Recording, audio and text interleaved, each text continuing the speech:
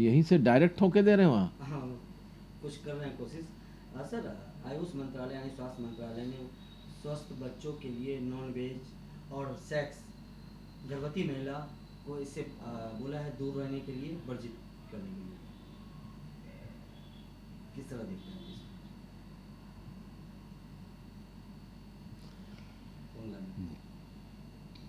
মোদি মন্ত্রিমণ্ডলের একটা তারা, মোদির যে ভক্তমণ্ডলী তার একটা ভালো নায়ক, সেই জন্য একটা নতুন মন্ত্রণালয় হলো আয়ুষ মন্ত্রণালয়। ওই আয়ুষ মন্ত্রণালয়ের মন্ত্রী যে সিদ্ধান্ত দিচ্ছেন, 50 লক্ষ বই ছাপানো হয়েছে, 25 লক্ষ হিন্দিতে, 3 লক্ষ ইংরেজিতে, আর সারা অন্য ভারতীয় ভাষায় ওটা বিতরিত হয়ে গেছে। ওটাতে বলা গেছে কি কী রকমের জীবনযাপন আমাদের মহিলাদেরকে করা উচিত। যারা মা হতে যাচ্ছেন, মাতৃত্বে যারা আছেন, তাদেরকে মোদিজি বলেছেন কি ডেলি সেক্স করুন না, এটা ভালো নয়। ওনারা বলেছেন কি ডিম খাবেন না আপনার, এটা ডিম খেলে পারে আপনার স্বাস্থ্য খারাপ হবে, আপনার বাচ্চারও স্বাস্থ্য খারাপ হয়ে যাবে। এখন লাগছে কি যখন গুজরাতে মোদির মিনিস্টাররা এখন 3 দিন আগে ঝাড়ফুঁক করাচ্ছিল, একটা ঝাড়ফুঁকের যে প্রোগ্রাম ছিল সুপারস্টিশনের, তার ভেতরে ওনারা ডান্স করছিলেন, বসেছিলেন। আমাদের কনস্টিটিউশনে লেখা আছে কি লোকেদের মাথায় সায়েন্টিফিক টেম্পার, বৈজ্ঞানিক সোচ ভালো দেওয়ার দরকার, আর সুপারস্টিশনের বিরুদ্ধে আছে। এখন সুপারস্টিশনের নিয়েই মহারাষ্ট্রতে ডক্টর নারেন দাবোলকে মারা গেছে। সিপিআইয়ের বড় লিডার, কমিউনিস্ট পার্টির লিডার গোবিন্দ পানসারেকে মেরে ফেললো, গুলি দিয়ে মেরে দিল, গুলি দিয়ে মারলো।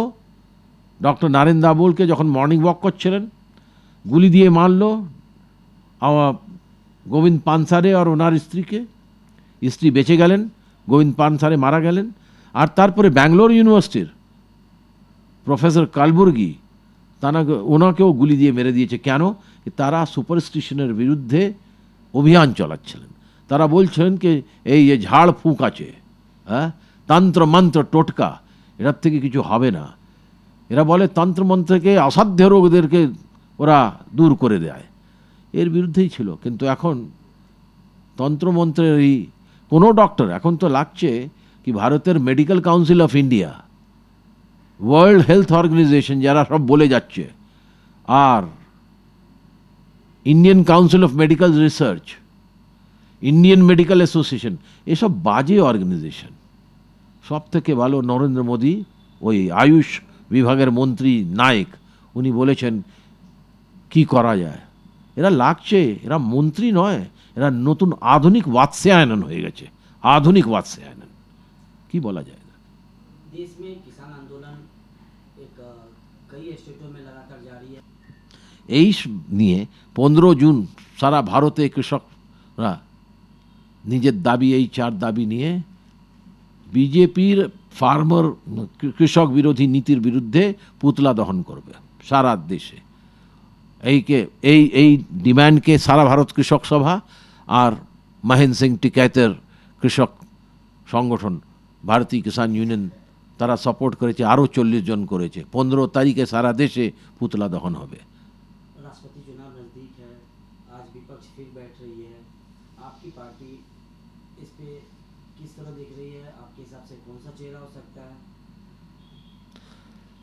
আমাদের কথা হলো কি সরকার, রুলিং পার্টি, তাদের মাথায় কি আছে, একটা সমাবেশী, একটা এমন লোক যে সবাইকে পছন্দ আছে, কোনো কন্ট্রোভার্সি নেই, এক সর্বানুমতির ক্যান্ডিডেট, এটা আনবার জন্যে গভর্নমেন্ট এগিয়ে আসুক, এটা ওদের দায়িত্ব। ওই দায়িত্ব প্রাইম মিনিস্টার না করে একজন 3 জনের কমিটি করে দিয়েছে। ওই পলিটিক্যাল পার্টির সঙ্গে কথা করবে, বিপক্ষের সঙ্গে কথা করবে। আমরা রেডি আছি কথা করবার জন্যে। সোজা বলেছি कि नागपुर की नारंगी नहीं चलेगी और ना হায়দ্রাবাদ की বিরিয়ানি চলেगी। বুঝেছেন? কোনো কমিউনাল লোককে আমরা রাষ্ট্রপতি চাই না। যারা ভারতের সংবিধানের যাদের অটুট বিশ্বাস, যাদের জনতার ভেতরে ভালো ছবি, যারা কমিউনালিজমের সঙ্গে যুক্ত নয়, যারা হিন্দু মুসলিম দাঙ্গার সঙ্গে যুক্ত নয়, হ্যাঁ, এইরকম কোনো লোক কোনো পার্টির, যে পার্টির নয়, পার্টি থেকে হাজার হাজার লোক আছে এরকম, এইরকম যদি খুঁজে এই রকমের কে প্রার্থী করে ইলেকশনে রুলিং পার্টি ভারতীয় জনতা পার্টি এনডিএ যদি আনবে, তাহলে আমাদেরকে কোনো আপত্তি নয়। কিন্তু কোনো লোক এরকমের হবে না, তো নিশ্চয় বিপক্ষ নিজের দিক দিয়ে একটা ক্যান্ডিডেট, সেকুলার ক্যান্ডিডেট, যার ছবি আছে দেশের সামনে, বিবি গিরির মতন লোক, ওকে আনবো। ওদি না থাকলে পারে পলিটিক্যাল ফাইটের জন্যে, তাহলে ফের কোনো পলিটিক্যাল লোককেও আনবো, দেখা যাবে। আমরা ওটা বিচার করছি।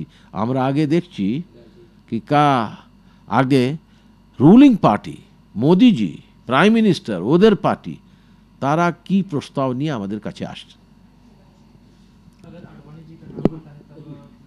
हमने तो कह दिया जो आदमी मंदिर मस्जिद के झगड़े में हो नहीं चलेगा। वो तो अब अभी तक तो चुप थे वो, अब तो उनके खिलाफ कार्रवाई चालू हो गई है। ठीक है।